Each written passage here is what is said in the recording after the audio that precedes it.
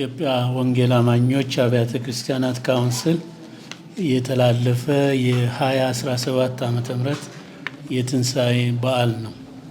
በስመ አብ በስመ ወልድ በስመ መንፈስ ቅዱስ አህዱ አምላክ አሜን።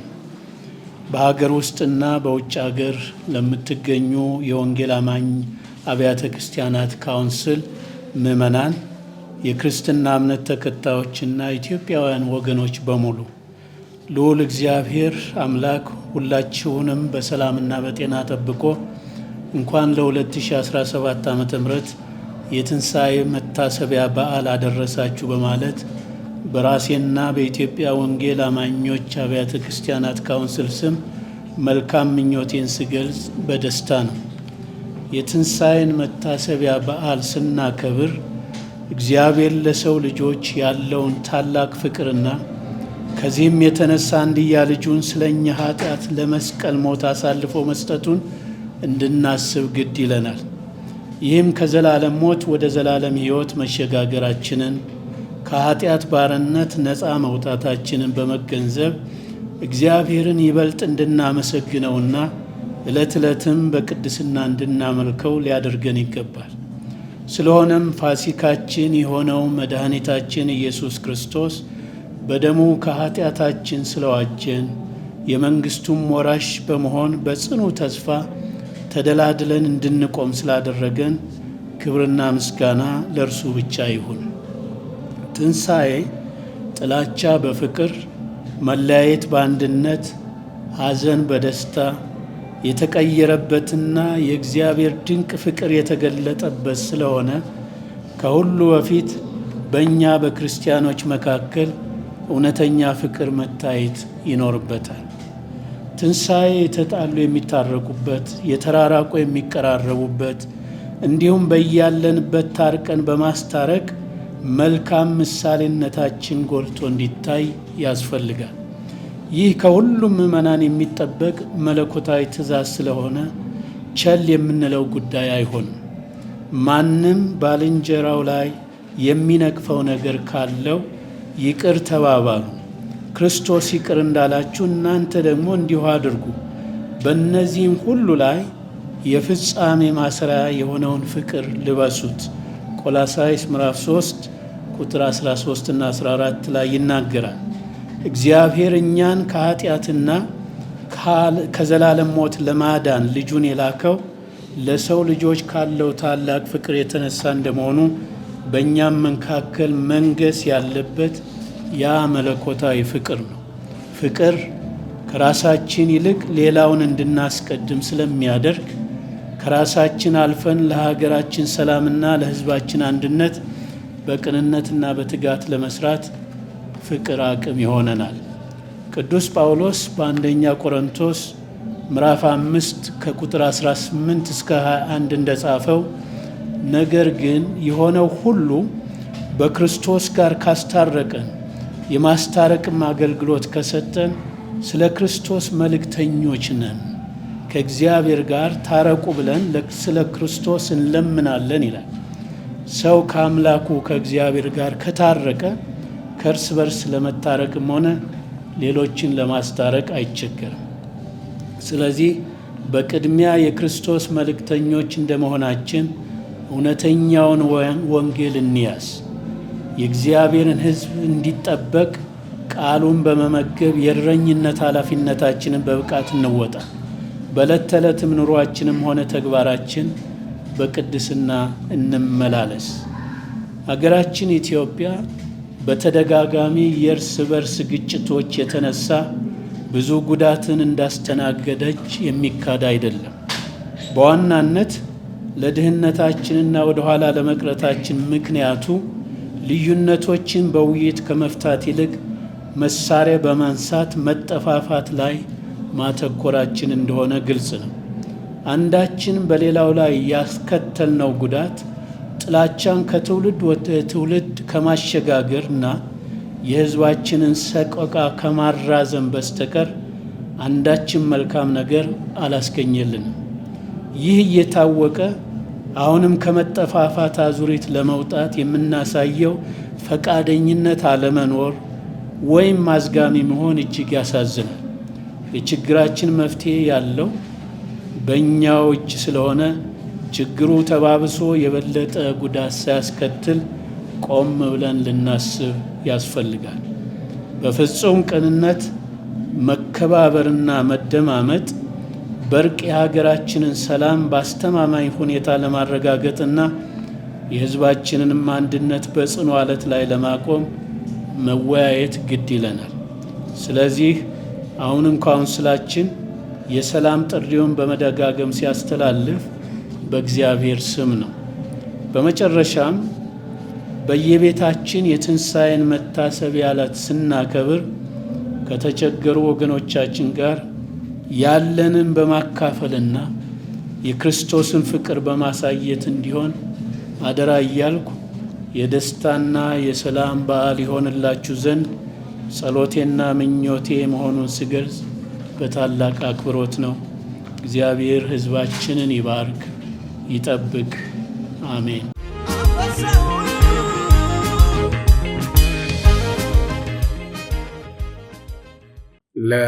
በሀገር ውስጥና ከሀገር ውጭ ለምትገኙ ለኢትዮጵያ ወንጌላውያን ቤተክርስቲያናት ምዕመናን እንዲሁም ለመላው የክርስትና እምነት ተከታዮች እንኳን ለ2017 ዓ.ም የጌታችንና የመድኃኒታችን የኢየሱስ ክርስቶስ የትንሣኤ በዓል በሰላም አደረሳችሁ አደረሰን እላለሁ።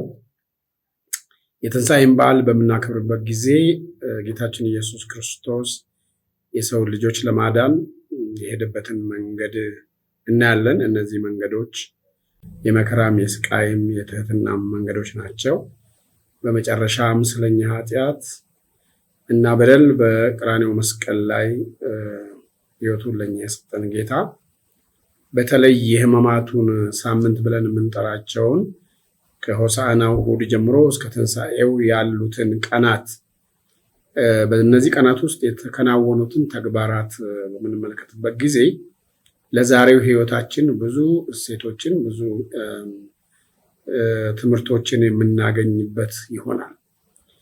ዘካርያስ 9:9 ላይ ንጉሥ ዋህና ትሑት ሆኖ በአህያይቱና በአህያይቱ ውርንጭላ ተቀምጦ ወደ አንቺ ይመጣል ተብሎ የተነገራት ኢየሩሳሌም ክርስቶስ ወደ እርሷ ሲመጣ ለሰላሟ የሚሆነውን ስላላወቀች ከተማይቱን አይቶ አለቀሰላት ይላል። በዕለተ ሆሳዕና ወደ ከተማው በሚገባበት ቀን በአህያይቱ ውርንጭላ ተቀምጦ የገባበት ሁኔታ ከቀደሙት ነገስታት የተለየ ነው። ነገስታቱ ፈረስ የጦርነት ምሳሌ ነው፣ የአሸናፊነት ምሳሌ ነው፣ የድል አድራጊነት ምሳሌ ነው። አሁን ግን ጌታዋ የዋህና ትሑት ሆኖ መካከሏ ሊገኝ ወደ ኢየሩሳሌም ሲመጣ ከተማይቱ ለደህንነቷ ለቤዛነቷ ምክንያት የሆነውን ባለማወቋ እንዳለቀሰላት እናያለን። ሆኖም ግን ህዝቡ በሙሉ ሆሳዕና ብሎ ጮኸዋል እሑድ ቀን እና በዕለተ ሰኞ ደግሞ ቤተ መቅደሱን ከወንበዴዎች ዋሻነት የእግዚአብሔር ቤት የጸሎት ቤት እንጂ የሸቃጮችና የለዋጮች ቤት አይደለም፣ ወይም ንግድ በማይገባ ቦታ መሆን የለበትም ብሎ ይሄ የአምልኮን ንጽህና የሚያመለክተን ነው። ሕሙማንን የፈወሰበት ያስተማረበት ደግሞ ዕለት አለ ማክሰኞ። ይሁዳ እሱን ለመካድ ለመሸጥ አሳልፎ ለመስጠት የተደራደረው ረቡዕ ዕለት ነው። የቅርብ ወዳጁ የሆነው ከደቀ መዛሙርቱ አንዱ የሆነው ይሁዳ ክርስቶስን ለመሸጥ ተስማምቷል። ሐሙስ የደቀ መዛሙርቱን እግር ያጠበበትና የአገልጋይ ልዑልነትን መርህ መሰረት ያስቀመጠበት ነው። በተለይ በዮሐንስ ወንጌል 13 እንደምናየው የደቀ መዛሙርቱን እግር ያጠበው ትህትና ለማሳየት ነው ይባላል። እውነትም ነው። ግን ከዛ ሁኔታ የምንማረው የእውነተኛ ፍቅር ባህሪያትን ነው። እውነተኛ ፍቅር በተንኮል በአመፅ የሚሸነፍ አይደለም። ይሁዳ እንደሚሸጠው እነ ጴጥሮስ እንደሚክዱት እያወቀ ነው ተነስቶ እግራቸውን ያጠበው እና እውነተኛ ፍቅር ደግሞ የሚያነጻ ፍቅር ነው፣ ይቅር ባይ ፍቅር ነው። ስለዚህ ፍቅርን ያሳየበትን ጭምር መሆኑን እንገነዘባለን። እንግዲህ ሐሙስ ጌቴሰማኒ ነው ሲቃተት ሲማልድ የነበረበት ነው። የአርቡን ደግሞ እናውቃለን። ሁሉ ነገር ተለውጦ ሆሳዕና ያለው ሁሉ ስቀለው አስወግደው እያለ መጮህ ጀምሯል። ስለዚህ በሆሳዕና አትታመኑ፣ በስቀለውም ተስፋ አትቁረጡ እላለሁ እኔ ብዙ ጊዜ በተለይ ብዙ ጊዜ መሪዎች የሆኑ ሰዎች ወይም የምናገለግል ሰዎች የህዝብ ፓብሊክ ኦፒኒየን ይለዋወጣል። እንግዲህ ሆሳዕና ያለው የህዝብ ዓርብ ዕለት ደግሞ በካህናት አለቆች በህዝብ አለቆች ተባብለው ተታለው ስቀለው አስወግደው ብሎ መጮህ ጀምሯል። በዛን ቀን ክርስቶስ በመስቀል ላይ ሲውል ከእናቱ ማርያም ከመግደላዊት ማርያም እና ከተወሰኑ ሴቶች በስተቀር ከደቀ መዛሙርቱ ዮሐንስ ብቻ ባጠገቡ ነበር። ዙሪያው በጠላት የሆነ ነው። የተፈጸመበትም በጣም አሳዛኝ ድርጊት ነው። በዛ ሁኔታ ውስጥ ሆኖ በጣር ውስጥ ሆኖ ኤሎሄ ኤሎሄ ላማ ሰበቅተኒ አምላኬ አምላኬ ለምን ተውከኝ ብሎ በሚጮህበት የእኛን ሁሉ ኃጢአት ተሸክሞ በመስቀል ላይ በስቃይ ነፍሱን ከመስጠቱ በፊት ግን አንድ ነገር ብሎ ነበር። አባት ሆይ የሚያደርጉትን አያውቁምና ይቅር በላቸው ብሎ ስለኛ የማለደበት የጸለየበትና ፍቅሩንም ደግሞ የገለጠበት ነው። ስለዚህ በአይሁድ ሴራ በሮማውያን ኢፍትሐዊነት ምክንያቱም የሮማው ጲላጦስ ክርስቶስ ንጹሕ መሆኑን እያወቀ ህዝቡን ያባበሉ ህዝቡን ያነሳሱ የካህናት አለቆች እና የህዝብ አለቆች እነሱ ይህን ሰው ብትፈታ የቄሳር ወዳጅ አይደለህም ሲሉት ለፖለቲካ ትርፍ ተብሎ ለስልጣን ተብሎ እንዴት ፍትህ እንደሚዛባ የሚያሳየን አንድ ምሳሌ ነው። ስለዚህ እሱ እጁን ታጠበ። የጲላጦስ ንጽሕና ይባላል፣ የውሸት ነው። እጁን ታጥቦ ግን ገርፎ ነው አሳልፎ የሰጠውና እነሱ እኔ ከዚህ ሰው ደም ንጹህ ነኝ ሲል ደሙ በእኛና በልጆቻችን ላይ ይሁን ብለዋል። በእነዚህ ሰዎች መዘዝ ምክንያት እንደምታውቁ በታሪክ ውስጥ ወደ 6 ሚሊዮን አይሁዶች ተጨፍጭፈዋል። ብዙ መከራና ስቃይ እስከዛሬም አለ። አንዳንድ ጊዜ ቤት ወላጅ ወይም አንድ ጀነሬሽን የሚያደርገው ችግር ለሌላ ሁሉ እንደሚተላለፍ የሚያሳየን ነው። ይሄ እንግዲህ እሱ በጦር ለወጉት በቃላትም ለተዘበቱበት ምህረትን እና ይቅርታን ለምነዋል። በጣር ላይ ያለ በጭካኔ እሱን በሚያጠቁት ሰዎች ላይ ለሚያጠቁ ሰዎች ምህረትን ጠይቋል። ከዚህም የተነሳ ኢፍትሐዊነት ቂምን፣ በቀልን፣ ተንኮልን፣ ሴራን ክርስቶስ በመስቀሉ ሽሯቸው አምክነዋቸዋል።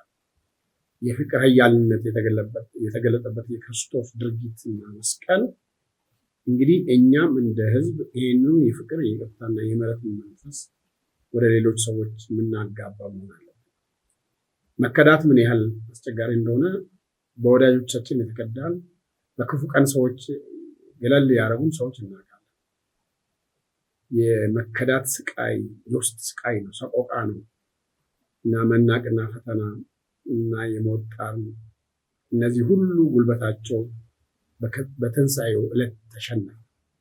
ስለዚህ ተንኮልም፣ ቅናትም፣ ቅንነትም እና የሐሰት ክስም የሐሰት ምስክርም ያ ሁሉ ተባብሮ ያንን ነገር ያደረጉት ሰዎች ሁሉ ክርስቶስ ሞትን አሸንፈው ሲነሳ በትንሣኤው ጊዜ የጥላቻ ኃይል፣ የተንኮል ጉልበት፣ የበቀል ፍላጎት በትንሣኤው የተዋጡና የተሸነፉ ናቸው።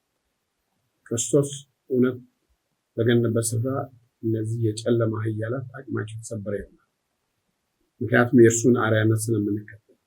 እናም በዚህ የእውነት ብርሃን እየተመራን እኛ ደግሞ በዓሉን ስናከብር እንደዚሁ በተለምዶ ሳይሆን ሌላ ጊዜ ማድረግ ያለብንም ቢሆን የተራቡትን ማብላት፣ የታሰሩትን ማልበስ፣ የታሰሩትንም መጠየቅ፣ ለተሰደዱ ማለድ፣ ለሀገራችንም ሰላም መጸለይ፣ በህዝባችን መካከልም እንደዚህ አይነቶቹ መጥፎ ነገሮች ሳይሆኑ ምህረት፣ ይቅር ባይነት እንዲኖር ማሰብ አለብን።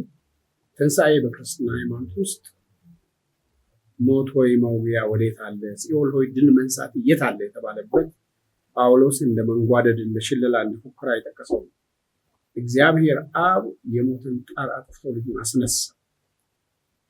ክርስቶስ በመስቀል ላይ ከተሰቀለ በኋላ አውርደው ሲቀብሩት ቀባሪዎቹ በሐሰት የከሰሱት ላይ የወነጀሉት ከተቀበረ በኋላም አላመኑም። ስለዚህ ወደ ጲላጦስ ሄደው ይሄ ሰውዬ እነሳለሁ ብለዋል፣ መቃብሩን አስጠብቅልን ብለዋል እና እሱም በጣም ተናዶ ስለነበረ ጠባቂ ያላችሁ አስጠብቁ ብለዋል። ስለዚህ ትልቅ ድንጋይ አንከባለው ገጥመው፣ ምክንያቱም መቃብሩ ፓብሊክ መቃብር አይደለም፣ አርማትያስ ዮሴፍ የሚባል ሀብታም ባለጠጋ በራሱ እርሻ ውስጥ ለራሱ ባሳነጸው መቃብር ነው ጌታ የተቀበረው። ልክ እኛ ሀገር አሁን ደብረ ሊባኖስ ሰዎች የራሳቸው መቃብር እንደሚኖራቸው አንድ ሁሙ ድዘስቶን ብሎ የጻፈ ሰው አለ። ካዲ የነበረ ሰው ነው። መጽሐፍ ቅዱስን እያነበበ ሊያፈርስ ሲያነብ እዚህ ጋር ሲደርስ ለመሆኑ ድንጋዩን ማን ያንከባለለው? ምክንያቱም በድንጋዩን ማን ያንከባልልናል ብለው ነው የሄዱት። በትንሣኤው ማለዳ የሄዱ ሴቶች ጌታን አስከሬኑን ሽቱ ሊቀቡ የፈለጉት፣ ግን ድንጋዩ ተንከባሎ ነው ያገኙት። ማን ነው የሚያንከባልለው? ያ ሰው ያ ጥናት ሲያደርግ በአርኪኦሎጂም ጭምር ነው የተደገፈው እና ብዙ ቶን የሚመዝን ነው። መግጠሙ ብቻ ሳይሆን ማህተም ተደርጎበታል። በወታደር ይጠበቃል። እሑድ ማለዳ ጎህ ከመቅረቡ በፊት የጌታ መልአክ ከሰማይ ሲወርድ የምድር መናወጥ ሆነ። ድንጋዩም ተፈነገለ። አንከባለለው መልአኩ። ክርስቶስ ኦልሬዲ ተነስቷል የለም። ስለዚህ ትንሣኤውን ያዩ ሰዎች ያው የሆኑት በስሜታቸው ውስጥ ተፈጠረውን እናውቃለን። ግን ይሄ ማለት ምን ማለት ነው? በእውነተኛ ህይወት ውስጥ በህይወታችን ውስጥ የሞቱ ናቸው፣ ተስፋ የቆረጥንባቸው፣ በቃ አለቀ የምንላቸው ነገሮች ሁሉ የክርስቶስ ትንሣኤ ለዛ ሁሉ ተስፋ ቢስ ለሆነ ነገር ተስፋ የሚሆነን ነው። አብርሃም መጽሐፉ እንደሚለው በሮሜ 4 ላይ አብርሃም እድሜው ባለፈ ጊዜ ዘርን ለማግኘት ልጅ ለመውለድ በተፈጥሮ በማይቻልበት ሁኔታና ጊዜ ውስጥ በሱም በባለቤቱ ማለት ነው አመነ ይላል። ምን አመነ? እግዚአብሔር የሌለውን እንዳለ አድርጎ የሚቆጥር ይሄንን ሁሉ ፍጥረት ከምንም የፈጠረ አምላክ ነው፣ ለሙታን ህይወትን የሚሰጥ አምላክ ነው ብሎ የትንሣኤ አምላክ ነው። ለዚህ ነው ክርስትና ህይወት ውስጥ የክርስቶስ ትንሣኤ የድል አድራጊነት ነው፣ የተስፋ ነው፣ የአዲስ ህይወት ጅማሬ። አሮጌ ሁሉ አልፏል፣ እነሆ ሁሉ አዲስ ሆኗል የተባለው ለዚህ ነው።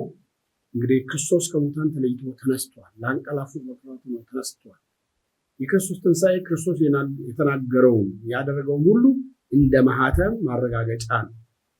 በኃይል የእግዚአብሔር ልጅ ሆኖ ተገለጠ የሚለው ከባህሪው የእግዚአብሔር ልጅ ቢሆንም በሰዎች ፊት ግን በሕያውነት በትንሣኤ በመነሳቱ እኛም ክርስቲያኖች በክርስቶስ አምነን የምንኖር ከእርሱ ጋር ከሞት ከእርሱ ጋር እንነሳለን ስለሚል ክርስቶስ እንደሞተና እንደተነሳ ካመናችሁ እኛንም ከእርሱ ጋር ያመጣችኋል ብሎ መጽሐፍ ቅዱስ እንደሚናገር የትንሣኤውን በዓል በምናከብርበት ጊዜ በተለወጠ ህይወት፣ በታደሰ ህይወት፣ አሮጌውንም ነገር ባሸነፈ ህይወት የጠቀስናቸውን እንደ ቂም፣ እንደ በቀል፣ እንደ ተንኮል እና ቁስለኝነትና ምሬት አሸንፈን በአዲስ ህይወት በተስፋ እንድንመላለስ ይሁን እላለሁ። እግዚአብሔር ሀገራችንን ይባርክ። ትንሣኤው መልካም ትንሣኤ ይሁንልን። እግዚአብሔር በጎውን ነገሩ በምድራችን ላይ ያምጣ። እነዚህን ቅድም የጠቀስናቸውን አይነት ነገሮች ደግሞ ከእያንዳንዱ ሰው ልቦና የማስወገድ አቅም ያለው አምላክ ስለሆነ እኛንም በእርሱ ምሕረት፣ በእርሱ ርኅራኄ፣ በእርሱ ፍቅር ይሙላን እላለሁ። እንደ ክርስቲያኖች ክርስቲያን ተስፋ አይቆርጥም የሚባለው አንዱ ከዚህ ጋር የተያያዘ ነው። ለምን? የትንሣኤ አምላክ አበቃ ሲባል ህይወትን የሚሰጥ አምላክ ሙታንን በሚያስነሳ ስለምናምን ነው እንጂ ሞት ተሰምቶን ነበረ። ጳውሎስ እንደሚለው እግዚአብሔር ሙታንን የሚያስነሳ ህይወትን የሚሰጥ አምላክ ስለሆነ የትንሣኤው ጌታ ክርስቶስ በእኛ ቤት ውስጥ የሞቱትን ነገሮች ትንሣኤ እንዲሰጣቸው እንዲሁም በሀገራችንም በጎ ያልሆኑ ለጥሩ ህይወት የማይመቹ ነገሮችን ከኛ ውስጥ እንዲያስወግድና ሁላችንም ታድሰን በአዲስ ህይወት በአዲስ ኃይልና ጉልበት በእርስ በርስ ፍቅር በአንድነት ለመኖር እና ሀገራችንን ከድህነትን ጭምር ለማላቀቅ ከሁለንተናዊ ደህንነት አለ። አንዳንድ ጊዜ ሁለንተናዊ ነው ደህንነት፣ ከአእምሮም ከስሜትም በሁሉም መልክ ኃጢአተኛ ሲበዛ አገር ትጎሳቆላለች። እግዚአብሔር የሚፈሩ ሰዎች ሲበዙ ደግሞ አገር እንደምትነሳ መጽሐፍ ቅዱስ ስለሚነግረን እንግዲህ በትንሣኤው እነዚህ ጥላቻ ኃይል፣ የተንኮል ጉልበት፣ የበቀል ፍላጎት ሁሉ ስለተዋጡ እነሱን ባሸነፈ ህይወት እንድንመላለስ እግዚአብሔር ያግዘን እላለሁ። አሁንም ደግሜ መልካም ትንሣኤ ይባላል።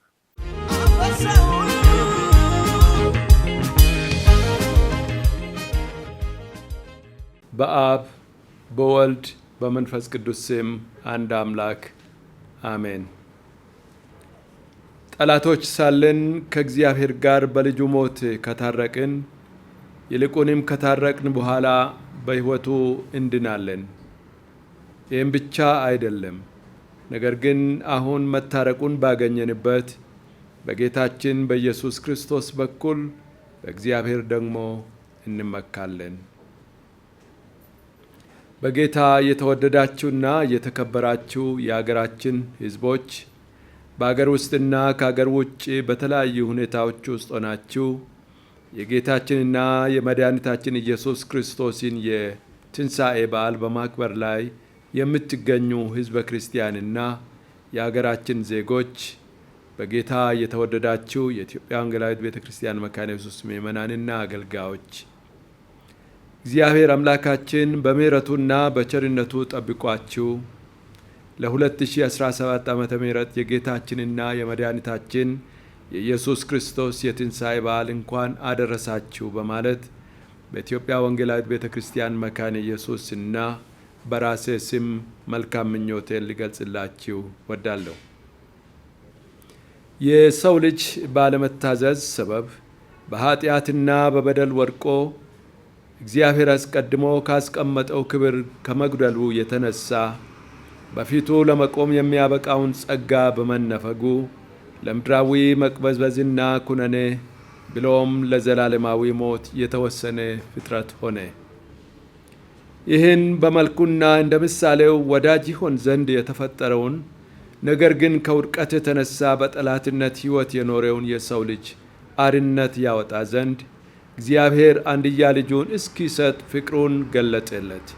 በልጁም ፍጹም መታዘዝ ለሰው ልጆች ሁሉ በተከፈለው ቤዛነት ከእግዚአብሔር ጋር የመታረቃችን ማረጋገጫ የሆነውን የክርስቶስን ትንሣኤ ክርስቲያኖች ሁል ጊዜ በምስጋና እናስባለን። በተለይም አሁን ባለንበት አጠቃላይ አገራዊና ዓለም አቀፋዊ አውድ ውስጥ የትንሣኤን በዓል በየአብያተ ክርስቲያናቱ በበዓል ማዕከላትና በየቤታችን ሆነን ስናከብር ይህ ምን ማለት እንደሆነ ለምን እንደምናከብረውም በትክክል ሊገባን ያስፈልጋል። በትንሣኤ በዓል በትንሣኤ ስም ብዙ ነገሮች ይደረጋሉ። የትንሣኤ ምስጢር የሆነው ክርስቶስ የማይታይበት ከሆነ ግን ትርጉም አይኖረውም። የትንሣኤው መልእክት በጋለ ፍቅር ሲታወጅና ምእመናን የትንሣኤን ሕይወት በትክክል መኖር ሲችሉ ለትንሣኤ ያደረሰን የፍቅርና የይቅርታ ጉዞ በግለሰብም ሆነ በማኅበረሰብ ሕይወት ሰርጾ ሲገባ ያኔ በእውነትም ትንሣኤ ይሆናል። ይህም ማለት የክርስቶስ ስቃይ፣ ሞቱና ትንሣኤው የፍቅር የይቅርታና የምሕረት ውጤት መሆኑን በእምነት ስናረጋግጥና ይህንኑ መንገድ ለመከተል ስንወስን በቃልም ሆነ በተግባር ስናውጀው በእውነትም የትንሣኤ ልጆች እንሆናለን ማለት ነው። እግዚአብሔር በዚህ ባለንበት አስቸጋሪና ፈታኝ ወቅት የትንሣኤ ልጆችን መገለጥ ይጠብቃል። ፍቅር ጠፍቶ ጥላቻ ሲነግስ፣ በጎነት ርቆ ክፋት ስር ሲሰድ፣ እውነት ክዶ ውሸት ሲወዳጅ፣ ያኔ የትንሣኤ ልጆች ሊገለጡ ፍቅር ብቻ፣ በጎነት ብቻ፣ እውነት ብቻ ይሆናልና የትንሣኤ ልጆች ማንነት በዚህ ሁሉ ሊገለጥ ይገባል። በጌታ የተወደዳችሁ ክርስቲያን ወገኖች በሙሉ አገራችን ኢትዮጵያ በሚሊዮኖች በሚቆጠሩ ክርስቲያኖች የተባረከች አገር ነች። ስለሆነም የጽድቅ ምድር ከመሆን ውጭ ሌላ አማራጭ ሊኖራት አይገባም። ሰላም እንደ ወንዝ፣ ፍትሕም እንደማያቋርጥ ፈሳሽ፣ ጽድቅም እንደ ባህር ሞገድ ሊሆን የምድሪቱን ፊት ሊሸፍን ይገባል። ይህ መሆን ሲገባው በተቃራኒው በአሁኑ ወቅት በአገራችን በአንዳንድ አካባቢዎች የሚስተዋለው አለመረጋጋትና ሁከት ከዚህም ጋር ተያይዞ የሚታዩት አስነዋሪ ድርጊቶች ከየት መጡ ብሎ ሕዝበ ምዕመን ራሱን ሊጠይቅ ይገባል። ክርስቲያኖች እንደ ሰላም ወንጌል ሰባኪዎችና የጽድቅ መልእክተኞች በህብረተሰብ መካከል ሲኖሩ ከእግዚአብሔር ዘንድ የተሰጣቸውን የበጎ ምግባር ባለአደራነት ተልዕኳቸውን ሁል ጊዜ ማሰብ ይጠበቅባቸዋል። የበጎነት እና የቅንነት ተጻራሪ ድርጊቶች ሲከሰቱ ይህ ለምን ሆነ ብሎ ከመጠየቅ እኛስ ምን አደረግን? እየሆነ ባለው ነገር ውስጥስ ድርሻችን ምንድን ነው? ምንስ ይጠበቅብናል ብሎ ራስን መመርመር ግዴታችን ይሆናል። እንደ ግለሰብ፣ እንደ ማህበረሰብና እንደ ህዝብ በየጊዜው ከሚያጋጥሙን ማህበራዊም ሆነ ፖለቲካዊ ፈተናዎች ፈጥኖ ለመውጣት እያንዳንዱ ወደ ራሱ ህሊና መመለስና የግንኙነትና የድርጊት ምርጫዎቹን ማስተካከል አለበት። ከሁሉም በላይ ሰው ሁሉ ከክፉ መንገዱ ተመልሶ መልካምነትንና ቅንነትን ብቸኛ ምርጫው ማድረግና በዚሁ አቅጣጫ ብቻ አካሄዱን ማስተካከል በተለይ ለእኛ ለምዕመናን መንፈሳዊም ሆነ ማህበራዊ ግዴታችን ነው። ስለዚህም የትንሣኤ ልጆች እንደሆኑ የሚያምኑ ምዕመናን ሁሉ ለሕዝባቸው የትንሣኤን መልእክት እያወጁ ለዚች ውድ አገራችን ተስፋ ይሆኑ ዘንድ በእጅጉ ይጠበቅባቸዋል። ጥልን ወደ ፍቅር፣ አለመተማመንን ወደ መተማመን፣ ሁከትና አለመረጋጋትን ወደ ሰላም፣ ጠላትነትን ወደ ወዳጅነት፣ ራስ ወዳድነትን ወደ ቸርነት ለመቀየር በቃልና በተግባር መትጋት አማኞች እንደሆንን ከምናምን ሁሉ የሚጠበቅ ተልእኮ ነው። ይህ ሲሆን የምንመኘው ለውጥና የሁለንትናዊ ተሃድሶ ተስፋ እውን ይሆናል። የተከበራችሁ የሀገራችን ሕዝቦች፣ ከላይ የተጠቀሱትን እውነቶች መሰረት በማድረግ የኢትዮጵያ ወንጌላዊት ቤተ ክርስቲያን መካነ ኢየሱስ በዚህ የትንሣኤ በዓል እንደ ወትሮው ብርቱ ጥሪ ታደርጋለች። ጥላቻ እና አድመኝነት ይቁም፣ መገፋፋት ያብቃ፣ በዘር፣ በቋንቋ፣ በብሔር፣ በፖለቲካዊ አመለካከት መፈራረጅ ቀርቶ የመቀራረብ መንፈስ ይስፈን፣ የጥላቻ ንግግሮች ይወገዱ፣ በየትኛውም ምክንያት መስማማት ያቃታቸው ወገኖች ሁሉ ለውይይትና ለድርድር ይቀመጡ እንላለን። ዘመኑ በመነጋገር ችግር የሚፈታበት ስልጡን ዘመን ነውና የማይነጋገሩም አሁን ለመነጋገር እንዲመርጡ ጥሪ ልናደርግላቸው እንወዳለን። ከዚህም ጋር በማያያዝ በአሁኑ ጊዜ አልፎ አልፎ በሚታዩት ሃይማኖት ነክ ግጭቶች ምክንያት በብዙ ወገኖቻችን ላይ ከፍተኛ መንገላታትና እስከ መፈናቀል ያደረሱ ጉዳቶች እየተከሰቱ እንደሆን ይታወቃል። እነዚህም ሁከትና አድማዎች የዜጎችን የእምነት መብት የሚጋፉ፣ ለሃይማኖታዊ አምልኮ የመሰብሰብን ነጻነት ለመንፈግ የሚደረጉና አላስፈላጊ ማህበራዊ ቀውሶችን ሆን ብሎ የሚቀሰቅሱ፣ በማህበረሰብ መካከል ያለውን በሰላም በመቻቻል በመረዳዳትና በመከባበር አብሮ የመኖርን መልካም ምግባር የሚያደናቅፉ እንደመሆናቸው ቸል ሊባሉ አይገባም። ከዚሁ ጋር በተያያዘ በቅርብ ጊዜ በጅማ፣ በአርሲና በአፋር አካባቢዎች በቤተ ክርስቲያናችንና በሌሎችም አብያተ ክርስቲያናት ምዕመናን ላይ እየደረሰ ያለው አካላዊ ጥቃት፣ መፈናቀልና የቤተ ክርስቲያን ሕንፃን ጨምሮ ከፍተኛ የንብረት ውድመት እያስከተለ ያለው ግፍን የተሞላ የሁከት እንቅስቃሴ ቤተ ክርስቲያናችንንና ምዕመናንን ሁሉ እጅግ ያሳዘነና ያስቆጣ ጉዳይ እንደሆን የምንገነዘበው ነው። ይህንን ጉዳይ በተመለከተ ቤተ ክርስቲያን የቅርብ ክትትል እያደረገች ቆይታለች።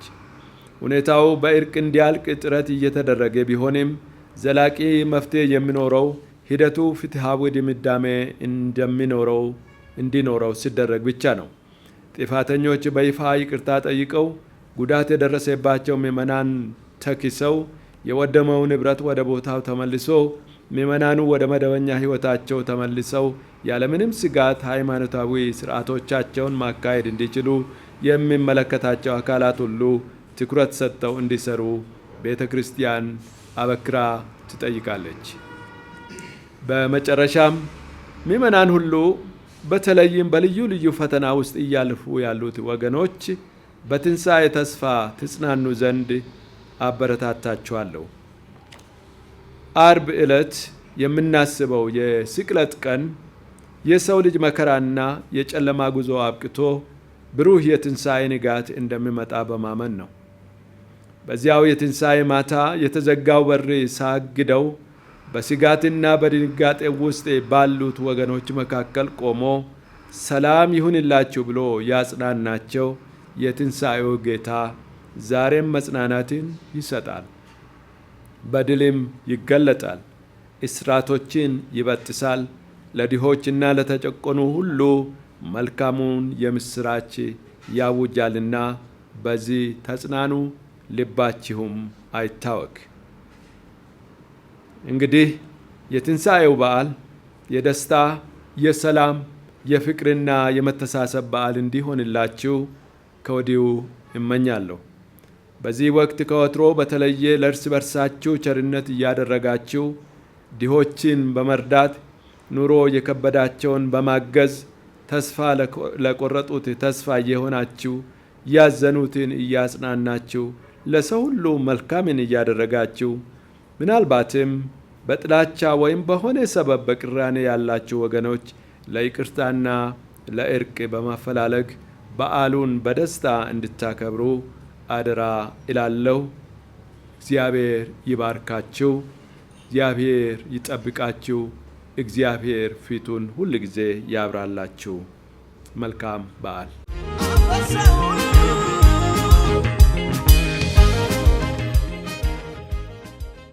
የተከበራችሁ የመሠረተ ክርስቶስ ቤተ ክርስቲያን አባላት፣ አገልጋዮችና መሪዎች፣ የተከበራችሁ የክርስትና እምነት ተከታዮች፣ የተከበራችሁ ኢትዮጵያውያንና ትውልደ ኢትዮጵያውያን እንኳን ለ2017ኛው ለጌታችን ለመድኃኒታችን የኢየሱስ ክርስቶስ ትንሣኤ በዓል መታሰቢያ በሰላም አደረሳችሁ አደረሰን። መጽሐፍ ቅዱስ እንደሚናገር በሉቃስ 24 ከ1 እስከ 5 እንዲህ ይላል። ነገር ግን በሳምንቱ በመጀመሪያው ቀን ያዘጋጁትን ሽቶ ይዘው ከእነርሱ ጋር አንዳንዶች ወደ መቃብር እጅግ ማልደው መጡ። ድንጋዩም ከመቃብሩ ተንከባሎ አገኙት። ገብተውም የጌታን የኢየሱስን ሥጋ አላገኙትም። እነርሱም በዚያ ሲያመነቱ እነሆ 2 ሰዎች የሚያንጸባርቅ ልብስ ለብሰው ወደ እነርሱ ቀርበው ፈርተው ፊታቸውን ወደ ምድር አቀርቅረው ሳሉ እንዲህ አሏቸው፣ ሕያውን ከሙታን መካከል ስለምን ትፈልጋላችሁ? ተነስቷል እንጂ በዚህ የለም አሏቸው። ስለዚህ የትንሣኤ በዓል መታሰቢያ የተስፋ በዓል ነው።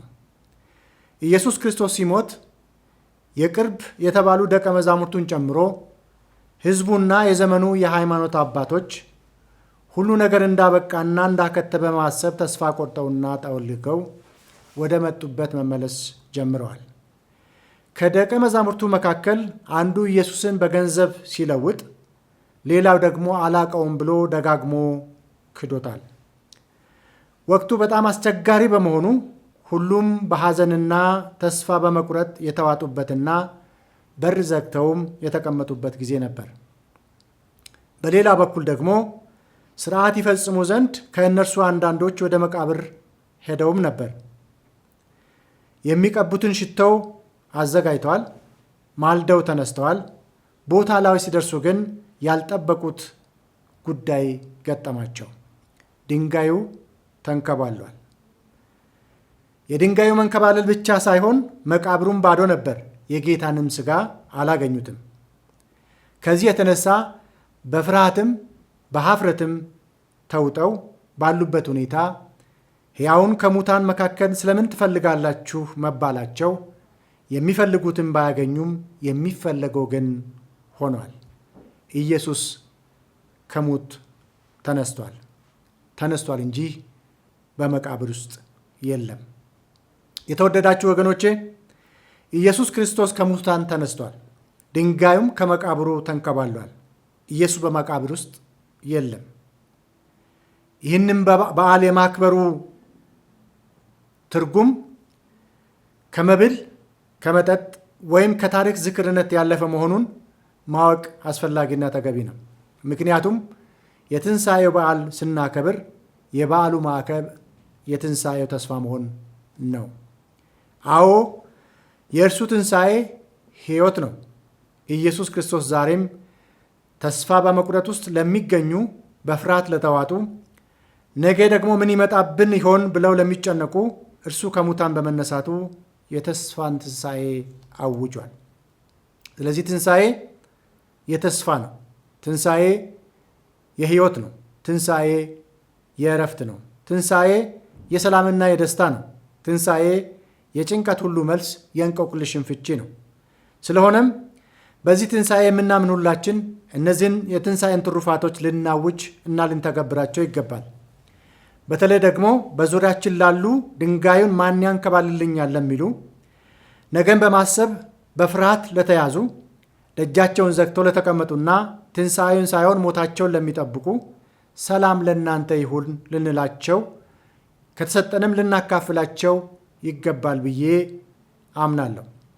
በመጨረሻም ሁላችን በትንሣኤው በዓል ጥላቻን በማሸነፍ በመስቀሉ ፍቅር እንድንዋደድ፣ ሕይወታችን በፍቅር ሞልተን ነገን ተስፋ እንድናደርግ በወንድማዊ ምክሬን ማስተላለፍ እፈልጋለሁ።